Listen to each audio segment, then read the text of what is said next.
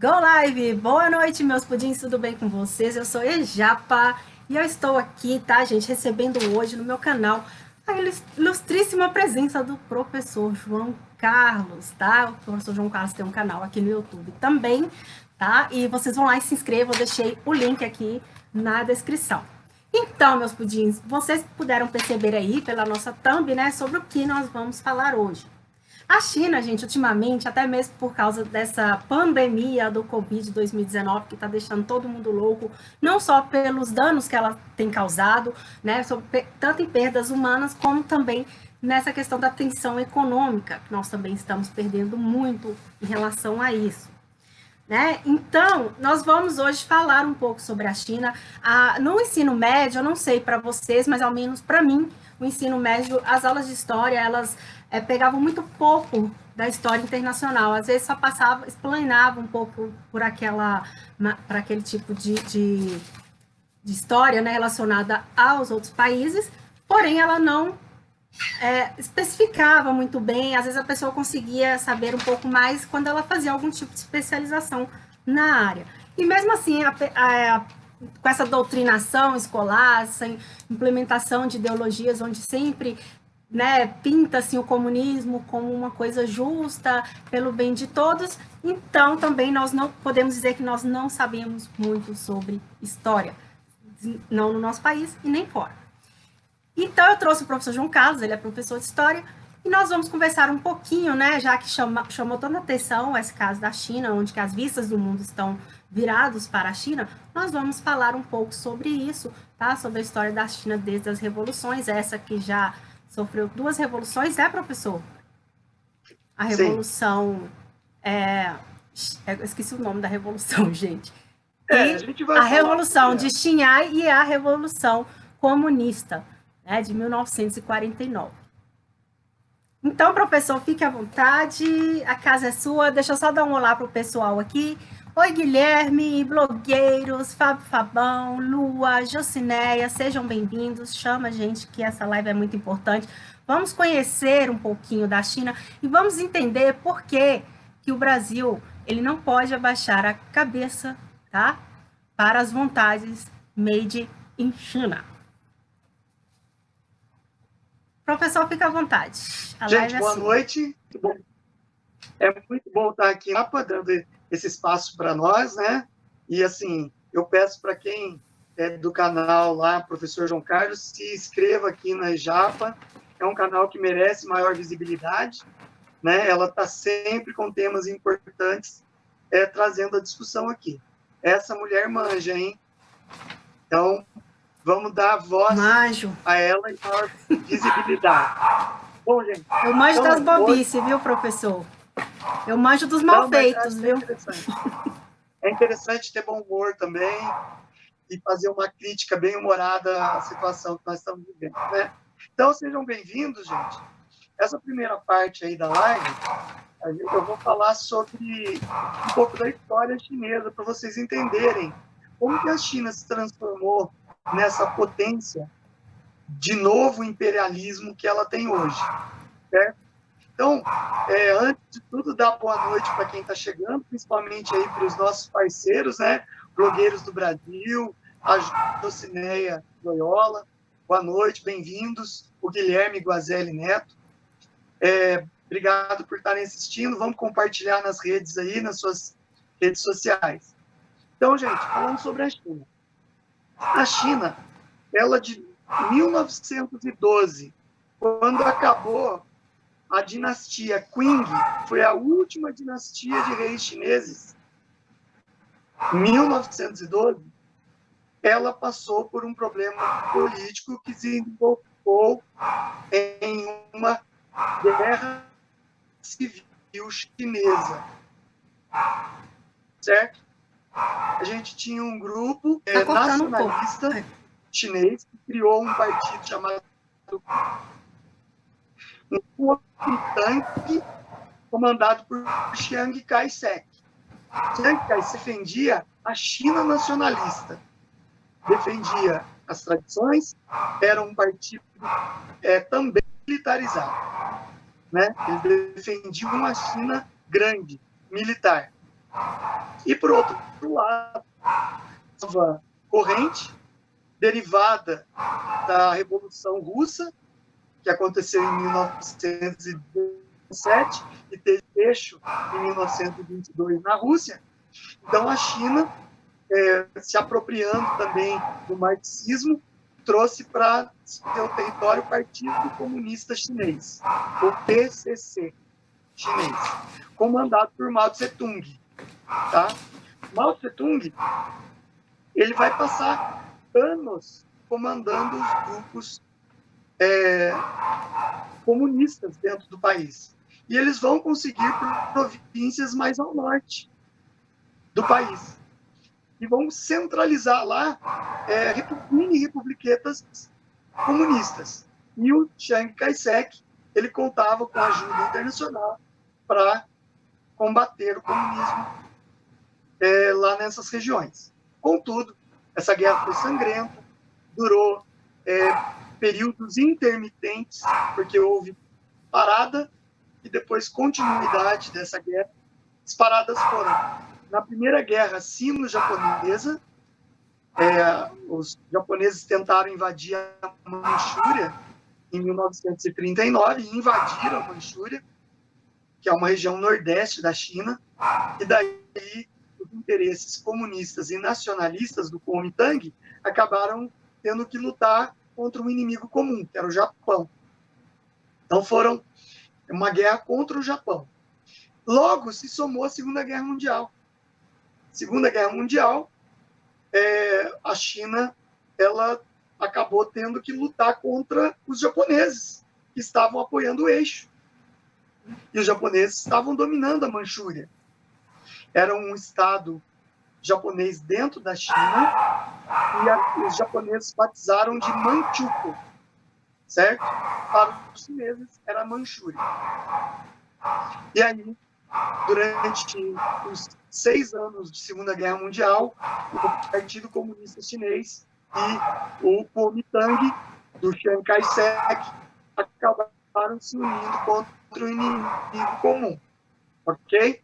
Passada a Segunda Guerra Mundial, que o mundo estava reestruturando-se e os Estados Unidos estavam com um plano Marshall na Europa, tentando resgatar a Europa Ocidental, que havia sido destruída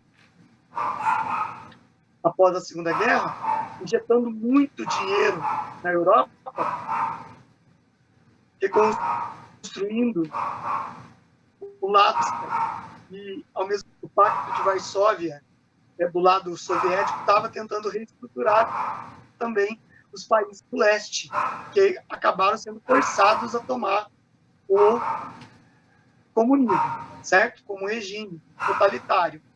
A China se viu sozinha. O Chiang Kai-shek, que combatia o Partido Comunista, acabou se sentindo abandonado das forças militares americanas. O general Marshall americano tentou ainda um acordo de paz no final da Segunda Guerra Mundial entre comunistas e nacionalistas. E foi um fracasso. Nenhum dos dois lados queriam ceder espaço, porque a ideia era fazer um governo de coalizão, em que todos levariam pessoas a fazer parte. Os dois partidos formariam um governo comum. E nenhum dos dois lados aceitou.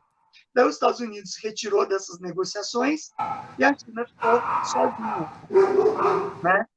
E o comunismo ganhou força nesse período. O comunismo ganhou muita força. Foi um período ainda de combate, até que em 1949 o líder comunista Mao Tse-tung ele vence a guerra civil contra os nacionalistas do Chiang Kai-shek. E daí nós temos o início da República Popular Chinesa, ou República Popular da China, adotando um sistema comunista, tá? Baseado ainda nas ideias de Marx, porém querendo desassociar do leninismo e stalinismo soviético. Enquanto que o leninismo, o stalinismo ele pensava o comunismo estrutural interno, buscava estruturar o comunismo dentro da URSS, União das Repúblicas Socialistas Soviéticas, e no leste europeu, a partir da Segunda Guerra Mundial, a China já pensava diferente, em desenvolver a economia do país, que ainda era muito agrária.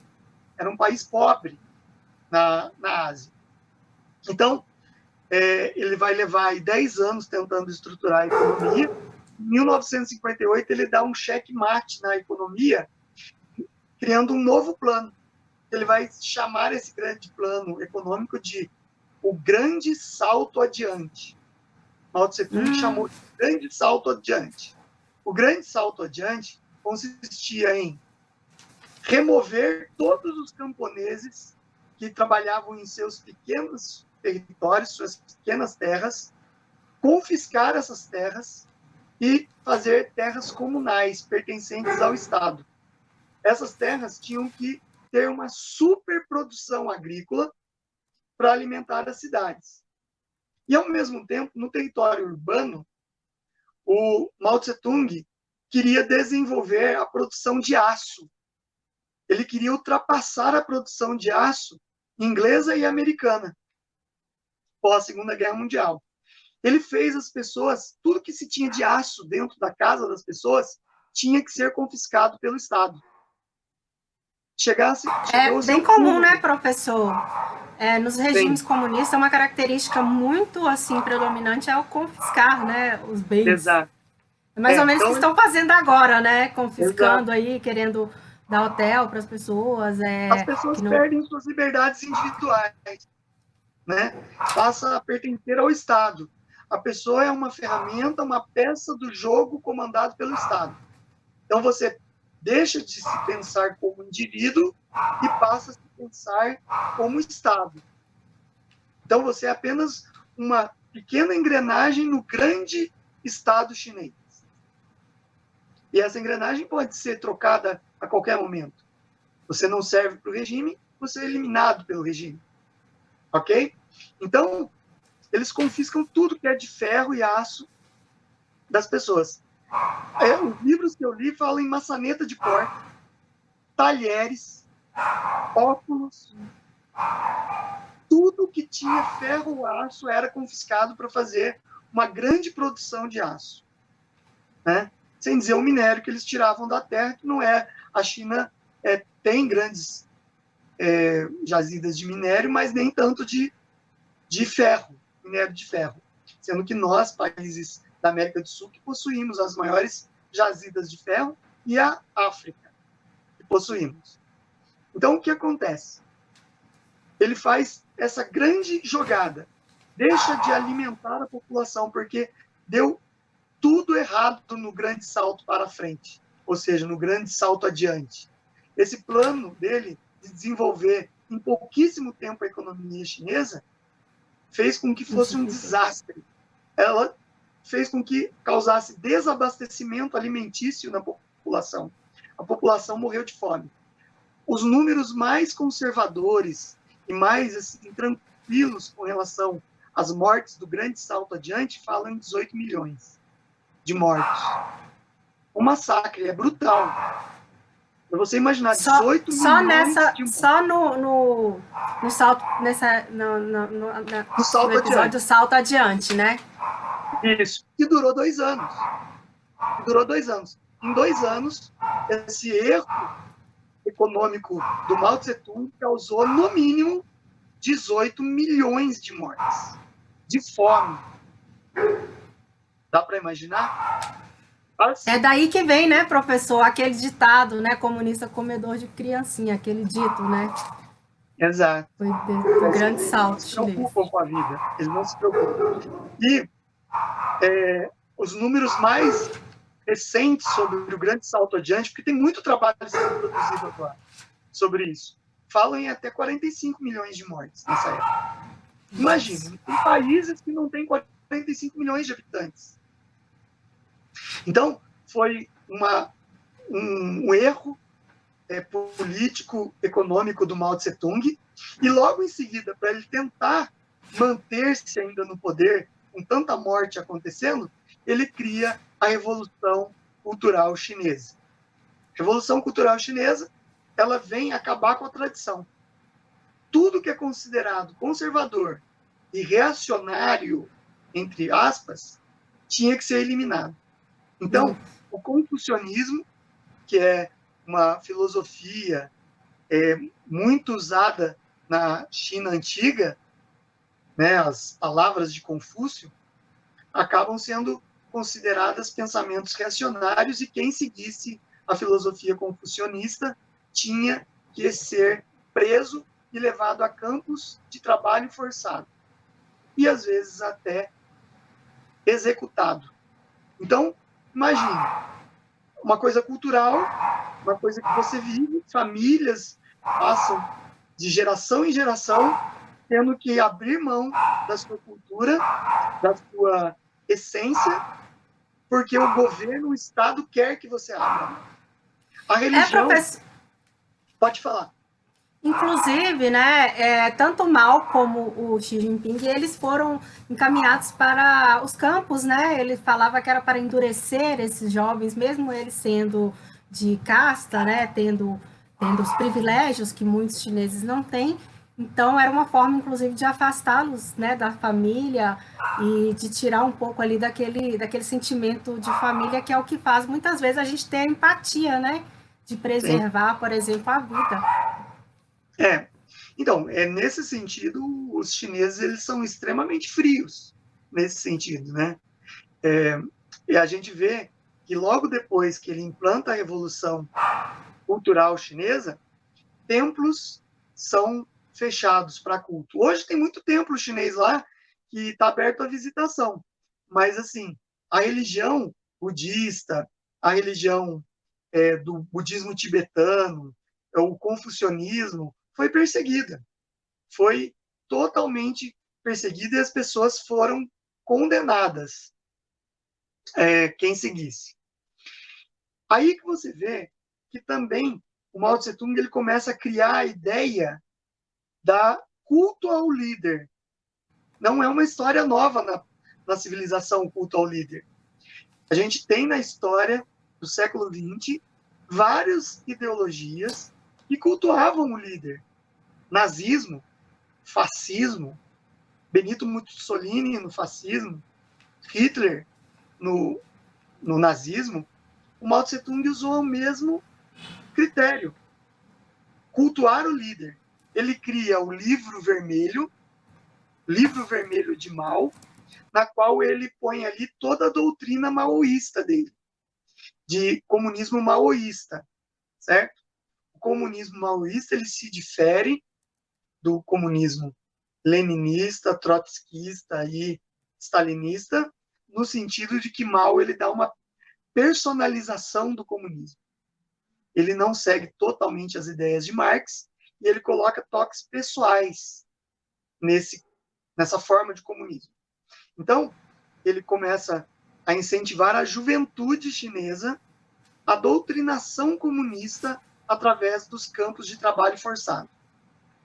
A elite chinesa, ela tem seus bens confiscados, os jovens são levados a campos de trabalho forçado, porque isso endurece a alma e faz deles um verdadeiro soldado da Guarda Vermelha.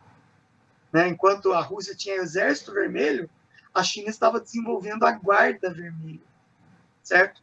Jovens treinados para a guerra, em defesa do comunismo maoísta.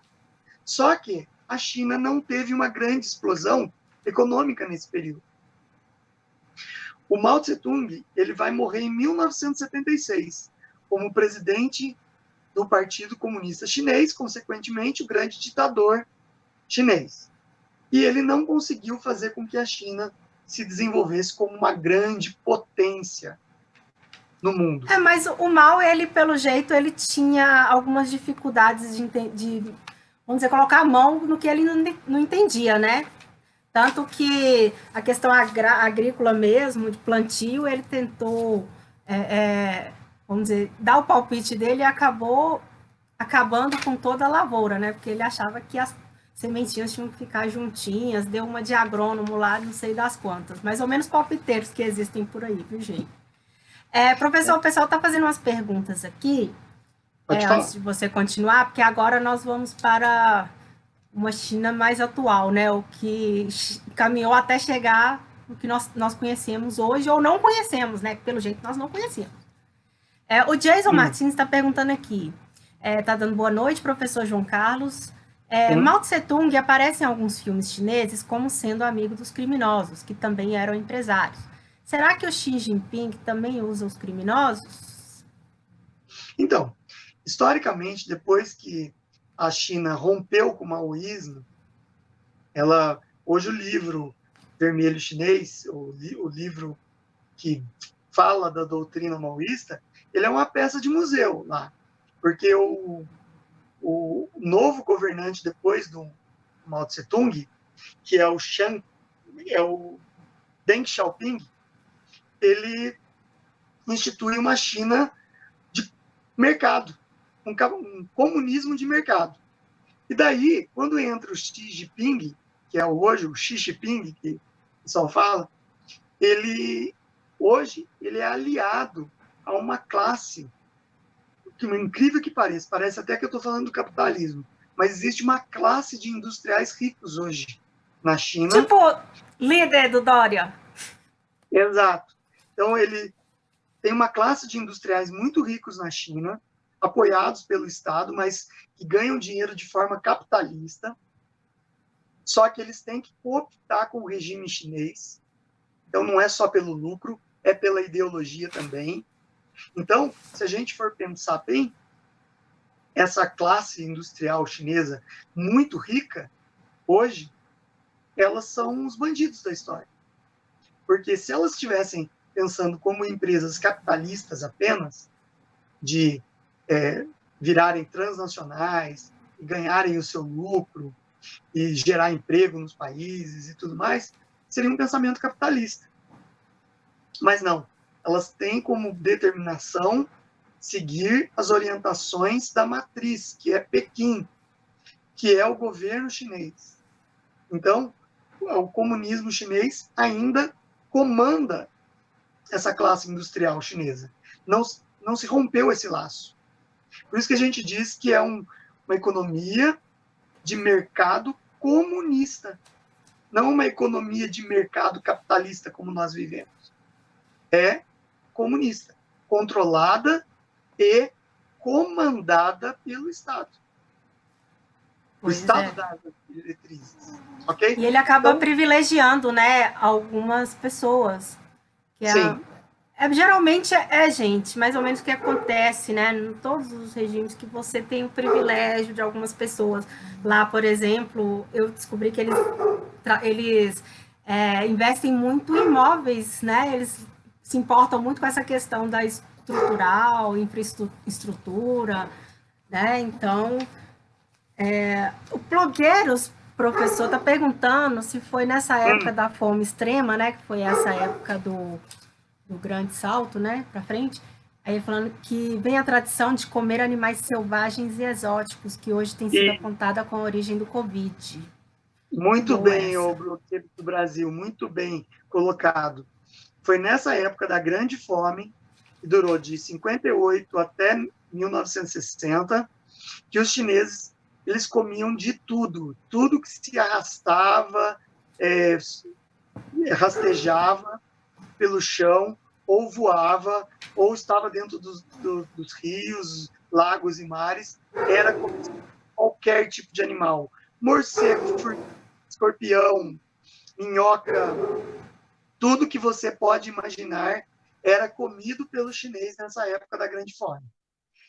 Então, hoje a gente vê aí vídeos grotescos sendo circulando na internet, o chinês comendo sapo, essas coisas todas, passou a ser cultural. Eles comem esses bichos de forma in natura, né? Só ressalvando que o mercado de animais vivos chineses, da onde falam que surgiu o vírus Covid-19, a Fox News fez uma denúncia gravíssima ontem, se eu não me engano, falando que já tem informação o governo americano de que os morcegos que foram comidos, que estavam contaminados pelo coronavírus, eram de laboratório. Não eram da natureza caçados e colocados ali à venda. Eram de laboratório. Provavelmente, gente, porque as pessoas pensam assim, isso é teoria da conspiração. Na verdade, quem pensa assim, sabe, são essas pessoas aí que estão se dedicando às artes, né, subjetivas aí. Então, para a gente que trabalha com a ciência, hoje é muito natural você trabalhar com biotecnologia, manipulação de micro-organismos. Nós, consumimos produtos que são feitos a partir disso, dessa manipulação, de micro-organismos. Existem as vacinas, né? Então, quanto tempo que não se manipulam vírus e outros micro-organismos, né? Inclusive, falando sobre essa questão de epidemia, pandemia, né, de doenças, a China ela tem um grande histórico, né? Nas grandes pandemias, começando pela peste chinesa, né, que teve seu início ali na Ásia Central, e que as pessoas, ela atingiu ali a Europa, a África, e acreditam que possivelmente ela foi levada através da Rota da Seda, né, que passava por aquela região. Isso em 1346 a 1353. Na então Europa, matou ela foi chamada milhões. de peste negra. Foi chamada de peste negra na Europa, e ela foi trazida através da Rota da Seda, que transportava produtos da China até Constantinopla, e de Constantinopla para Veneza e Gênova. E ali se espalhava no entrepostos comerciais para toda a Europa pós-feudal, certo? E a Europa estava saindo do feudalismo em condições rurais, de pouca higiene, e não existia água tratada, e não existia questão de banho todos os dias. E sabe-se que foi a pulga contaminada de ratos vindos na rota chinesa, né? A rota da seda, que vinham nas carroças com produtos e acabavam a pulga pulando nas pessoas e contaminando as pessoas. E o nome do vírus é a peste bubônica. Sim. É uma bactéria, né? Causada por uma bactéria. O professor, meu marido, ele trabalha numa fábrica de tecidos e grande parte da vida dele ele trabalhou. Ele até fala que a China, né, até hoje ela tem esse controle de mercado em relação a tecidos. Tanto que ela é uma das maiores concorrentes do Brasil em relação a isso. Então, ele sempre relata isso de como que a gente está precisando realmente romper algumas, né, barreiras com a China, porque o que acontece, gente? A China consegue vender mais barato porque ela escraviza o seu povo. O povo trabalha muito, não tem esses direitos trabalhistas que aqui tem, não. Então, não adianta ficar defendendo essa gente. Em 2000...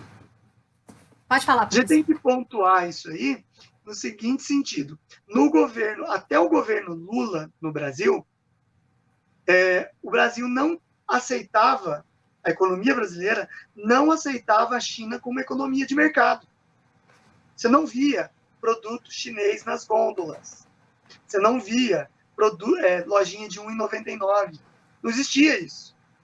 A partir do momento que o Lula, no governo dele, considerou a China como economia de mercado, nós fomos obrigados. Isso foi um acordo econômico com a China. Nós fomos obrigados a comprar produtos de todas as espécies e tipos vindos da China. A maior parte deles supérfluos e de péssima qualidade. Ou seja, totalmente descartáveis. E daí, no governo Lula, surgem as lojinhas de R$1,99. Tá? Então, a gente tem que relembrar isso, porque o povo brasileiro tem uma tendência a se esquecer. Bom mesmo lembrar. Como a Japa aí falou, a mão de obra ganha-se em centavos por dia na China. Centavos, certo? Não é uma mão de obra especializada. Vocês têm que pensar que é um país de 1,5 bilhão de habitantes. Nas grandes cidades ainda existe uma certa riqueza, mas nas áreas rurais é uma pobreza extrema.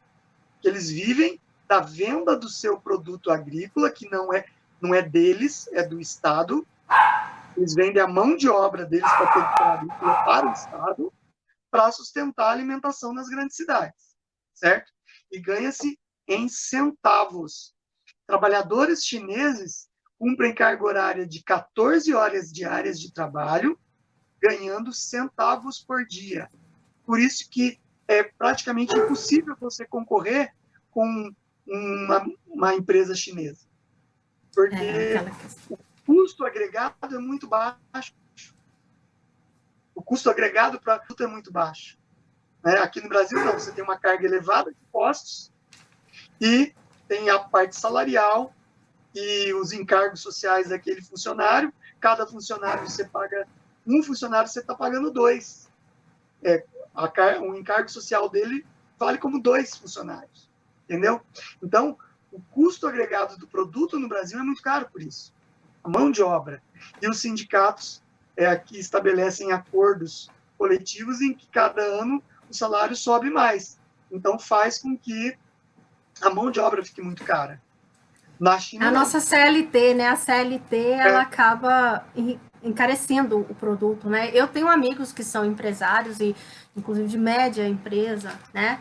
E eles reclamam muito sobre esses encargos trabalhistas, que tudo fica muito caro, e muitas vezes eles não podem sair de uma categoria para ir para outra, porque é muito encargo para eles tomarem conta. Então, às vezes, não compensa. Nessa questão aí que a gente está falando de produto, de mão de obra chinesa e tudo mais, a China hoje, no governo do Xi Jinping lá, vive sobre um novo imperialismo. Vamos só recordar o imperialismo do século XIX? O imperialismo do século XIX era a formação de grandes conglomerados que exploravam mão de obra, mercado consumidor e mercado de matéria-prima. Esses 3 pontos. Mão de obra, mercado consumidor e mercado de matéria-prima. Isso no século XIX. Hoje, o novo imperialismo, ele vê não só essas 3 coisas. Ele vê imperialismo ideológico. É um território novo. Não basta você dominar economicamente, culturalmente e, como que eu vou dizer, a mão de obra. Você tem que comandar também o pensamento do cidadão. Então, eles vão colocando dentro da cultura. A gente vê aí desde o Gramsci, que já vem com essa ideia desde 1950. Hoje, o comunismo soviético bebe dessa fonte, né, de você ocupar espaços, mas a China não pensa em ocupar espaço. Ela pensa em comprar o espaço. Exatamente, o que a gente estava falando até antes de entrar, né? Que é uma espécie de guerra fria, né? Vamos dizer assim. Sem utilização de armamento bélico, de força, e que ela vai dominando isso de forma a tentar implementar, né, o comunismo chinês de forma global. Né? Então, ela está bem envolvida com isso. O que a gente se discute muito hoje, Japa e espectadores, é o seguinte: é moralmente aceito um país precisar de dinheiro, mas aceitar que um outro país que está aí nessa política novo imperialista de dominação, você pegar esse dinheiro, pegar essas empresas, mas isso é moralmente aceitável, sabendo que esse país não respeita a sua mão de obra, explora até a última gota, não respeita os direitos humanos, direito humano de verdade, de pessoa trabalhadora. Não estou falando de bandido, não. Direitos humanos dos trabalhadores, aonde ainda existe tortura, se a pessoa pensa diferente do regime, e aonde a imprensa e as mídias sociais, as redes sociais, são todas controladas pelo Estado. Será que é moralmente aceito? Por exemplo, os campos de petróleo no Brasil hoje, na bacia de Campos, onde fica o pré-sal, hoje praticamente 50% das ações do pré-sal pertencem à China. A China participa da exploração do petróleo no Brasil. Ou seja, injetaram bilhões comprando essa concessão, bilhões, vão ficar décadas explorando petróleo aqui, né? E é um direito deles porque eles pagaram. Porém, é moralmente aceitável a gente fazer acordo comercial ou não importa de onde vem o dinheiro? Não Eu importa. acho que não. Eu acho que não é moralmente aceitável, não. Eu acho que se nossa população ela tivesse um pouco de consciência, ela apertaria um pouco os cintos, né? Porque de certa forma nós temos ganhamos muito da China também, exportamos e importamos, temos uma dependência de alguns produtos chineses e a população brasileira ela tinha que entender esse ponto, né? É exemplo daquela história que o Olavo de Carvalho ele relatou no artigo aberto, né, do Brasil Sem Medo, do pescador. Será que vale a pena? Professor, inclusive, essa questão de controle moral, eles têm essa questão de controle moral. Gente, o pessoal aqui da esquerda, eles ficam aí criticando machismo, homofobia, não sei o que, e defendendo China que mandou o vírus chinês para cá. Né? Só que a China, ela controla, inclusive, isso, coisas relacionadas a sexo, a sexualidade, tá? Lá tem um Tudo. sistema de pontos, gente, sistema de pontos, onde, através daquela como é que chama, professor? Aquela facial, reconhecimento facial, né? As Isso. pessoas, elas são controladas 24 horas por dia. Lá, eles fizeram mais ou menos o que Dória queria fazer aqui, que era tem sensores lá para observar tudo que as pessoas colocam nas redes sociais. Tá? Então, não vale nenhuma crítica, nem a política, nem alguma coisa que esteja fora das leis, tá? Chinesas. Então, assim, é o que Dória queria investir 15 milhões para É. poder procurar sensores para poder ficar sabendo o que o pessoal está apostando nas redes sociais e ainda fazer uma lista negra. É o que eles fazem lá. Tá? É. Fora a Uma questão outra de questão. tráfico de órgãos, perseguição política, perseguição religiosa, questão do aborto, que é livre. Tem um documentário aqui, E tá, o no controle YouTube. de natalidade deles? Isso. Vocês podem ver aqui, chama os quartos da morte chineses. Questão de feminicídio existe lá, porque lá as mulheres, as meninas, elas são descartáveis. São Entendeu? Então eles considerados matam. inferiores. Isso.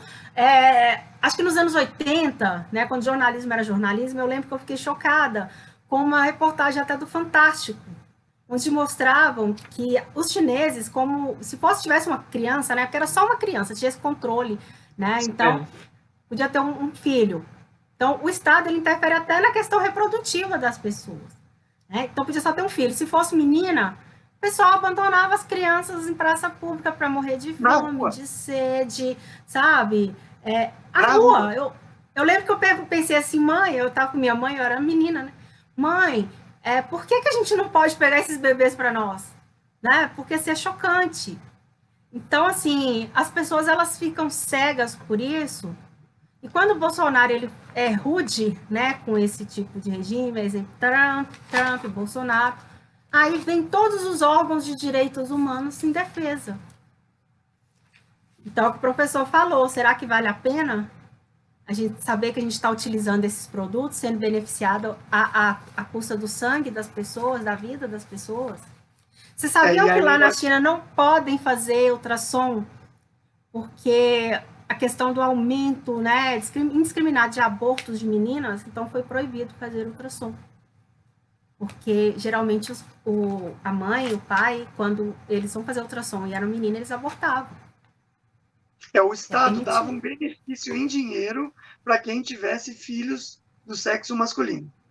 Né? Quem tivesse menina era penalizado. Você tinha que desfazer da menina, jogar na rua. Pegar o bebezinho, jogar na calçada, quem quiser pega para a escravidão ou morre de fome ali na rua.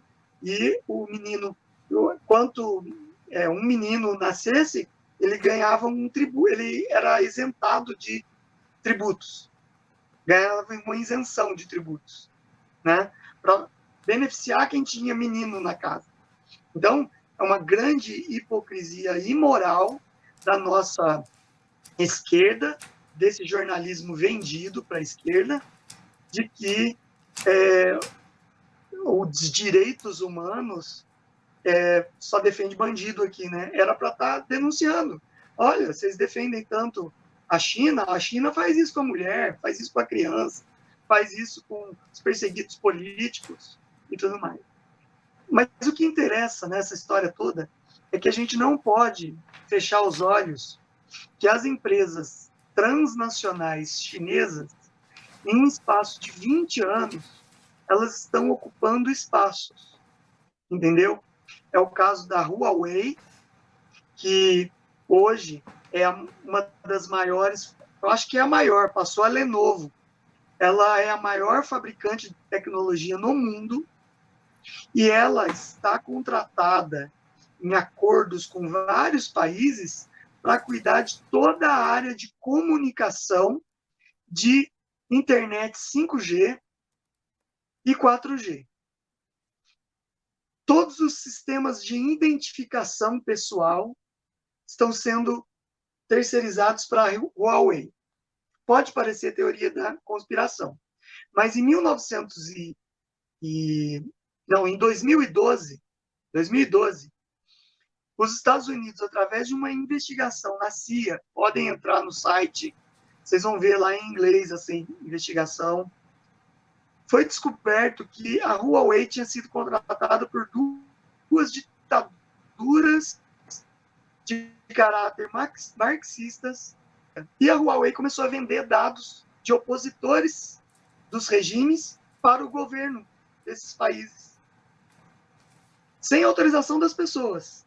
Ela tinha todos os dados de todos os cidadãos, e ela vendia esses dados para o governo ditatorial do país. Imagina o que acontecia com a pessoa quando você sabia a localização dela, sabia com quem ela andava, sabia onde ela frequentava. Imagina o que acontecia com essas pessoas. Sumiam. Gente, vão lá tem o canal do Bernardo Kirchner, ele colocou um documentário lá onde mostra claramente como funciona esse sistema de reconhecimento facial super completo, tá? Aparece todos os dados da pessoa. Várias pessoas andando na rua e, de repente, eles conseguem captar todos esses dados, de observar cada passo dessas pessoas, tá? E se nós não ficarmos atentos, é isso que está vindo para o Brasil, é isso que muitos parlamentares, Dória, que até o general Mourão, Marcos Pontes, que está me decepcionando bastante, né? De trazer isso para cá. Então, quando a gente briga muito sobre isso, principalmente a gente que já está politizado aqui há um tempo, e as pessoas acham que isso é loucura da cabeça da gente, mas não é não. É perda da liberdade. Quanto vale a sua liberdade? Porque até os chineses que saem do país, eles são controlados, as redes sociais deles. Se eles colocarem alguma crítica lá, ou alguma coisa relacionada ao governo chinês, eles perdem as contas, mesmo que eles não estejam lá no país. Eu gostaria de pegar o gancho aí, pegar esse gancho que você deu, que as pessoas são perseguidas lá, porque tudo é controlado pelo Estado, a internet é controlada pelo Estado, é o que o Congresso tenta fazer com as fake news, inventando que combater a fake news, mas é para censurar os canais conservadores, as opiniões conservadoras e censurar a internet aqui no Brasil. E é o que o PT queria fazer, que é o controle social das mídias sociais, entendeu? Eles queriam instituir através de decreto que eles iam controlar o que se fala, o que se escreve nas redes sociais. Mas pegando esse gancho, eu gostaria de lembrar vocês, já que a gente tem que lembrar um pouquinho da história, vocês lembram da Praça da Paz Celestial, 1989, em que uma imagem de um estudante na frente de um tanque de guerra parou uma coluna de tanques? Sim. Aquele movimento era conservador. Estava lutando contra o comunismo lá, exigindo abertura de voz e vez na China. E foi combatido. Foi combatido brutalmente pelo regime.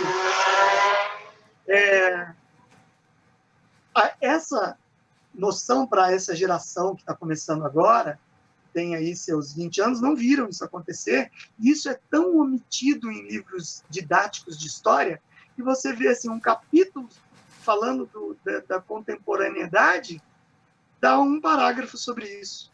Pois é, eu mesmo não sabia. Eu mesmo não sabia que era um movimento conservador.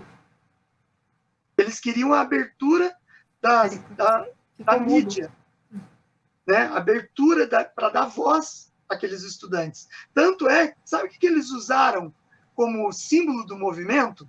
Na época, até mostra cenas, se procurarem no YouTube deve ter, cenas de os soldados espancando os jovens, que esculpiram uma estátua, uma releitura da Estátua da Liberdade americana. Sabe como que eles batizaram a estátua? A deusa da liberdade. Ela carregando uma tocha. Uma mulher carregando uma tocha. Entendeu? Então, a Estátua da Liberdade é um símbolo conservador americano. Mostra que lá é a terra das oportunidades e da liberdade, lá nos Estados Unidos.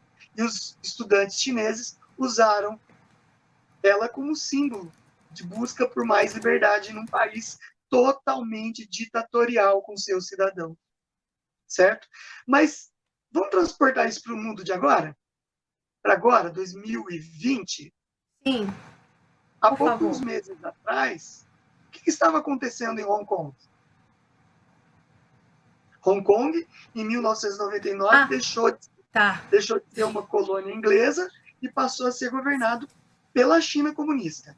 É uma cidade hipercapitalista, com grandes... bastante revoltas lá, né? O povo saiu às ruas. O povo saiu às ruas porque eles não admitem a falta de liberdade e o controle das mídias sociais. Até pouco tempo atrás, a polícia estava jogando gás lacrimogêneo neles. Isso eu estou falando no espaço de 1 mês e meio atrás, gente. A polícia chinesa jogando gás lacrimogênio, indo com tropa de choque em cima da população que quer liberdade. É isso que a gente quer. Eu acompanhei esse evento, tanto que o próprio prefeito, né, de Hong Kong estava entregando para a China, né, a autonomia de Hong Kong.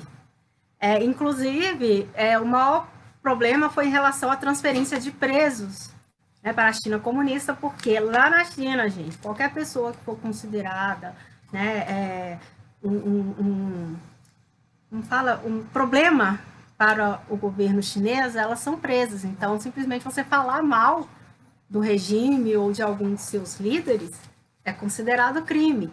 E lá tem uma questão do transplante de órgãos, né? Lá é campeã em transplantes de órgãos. Será por quê? Talvez porque os seus presos, eles são doadores compulsórios de órgãos, né? Existem muitas denúncias, mas, como diz, tudo muito em silêncio, porque toda a mídia é controlada, tudo é controlado, e quem falar alguma coisa geralmente some, desaparece, né? Então, assim, há muitos relatos deles retirarem esses órgãos, inclusive de formas desumanas, sem anestesia, tá? Então, nós temos que começar a pensar nisso também, abrir os nossos olhos para essas coisas, porque não adianta nada você ficar ouvindo ONU, OMS, não sei o que mais, a Organização dos Direitos Humanos, e que não dão valor realmente aos verdadeiros direitos humanos. É exemplo do que aconteceu quando o Damares foi, né, nessa última reunião, que uma representatividade venezuelana. O Damares, inclusive, levantou e saiu. Eu acho que todo mundo tinha que fazer o mesmo. Não era nem para ter sido chamado. A Venezuela Exatamente. era para estar sendo punida pela OMS. Né?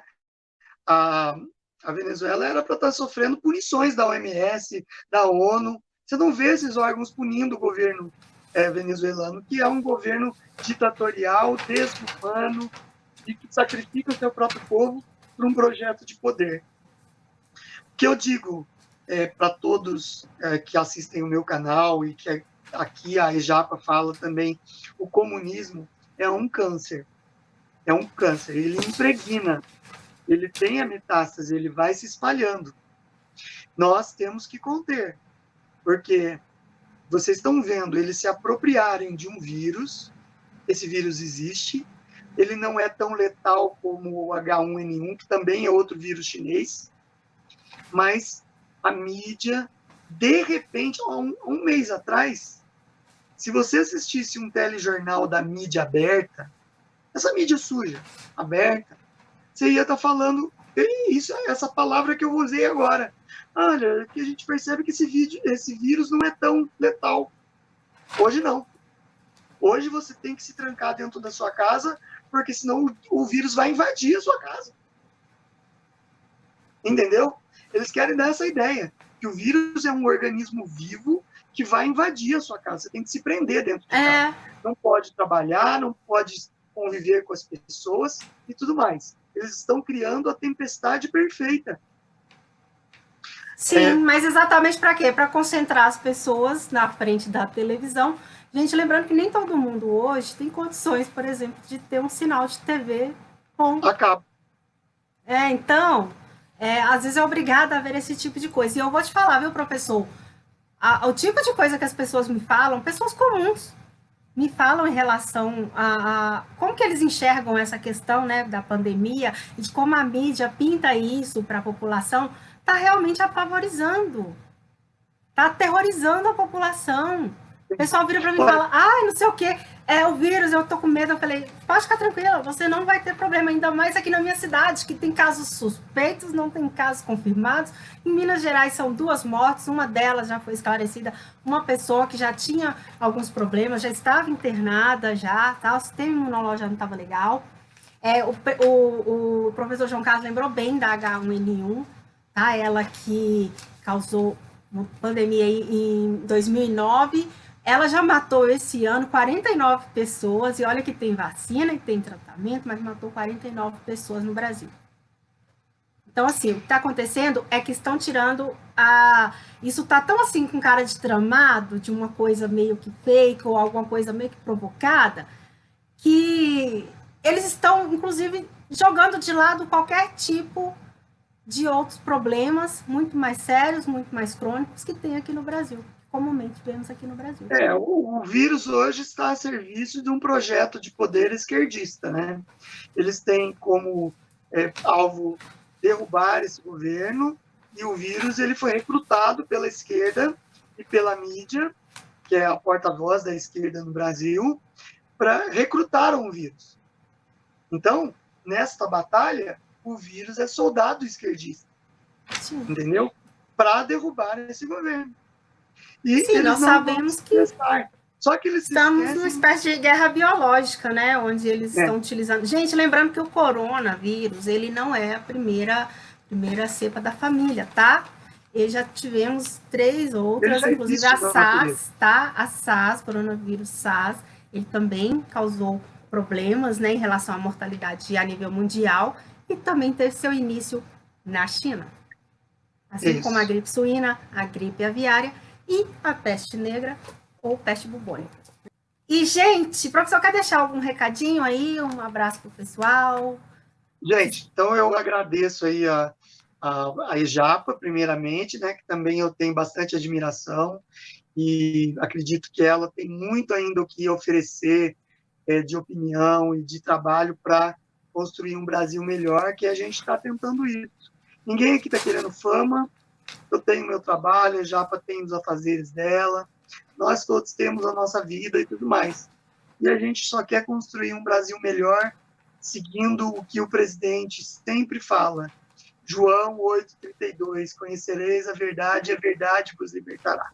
Exatamente. A gente quer apenas defender a verdade. Apenas fazer isso.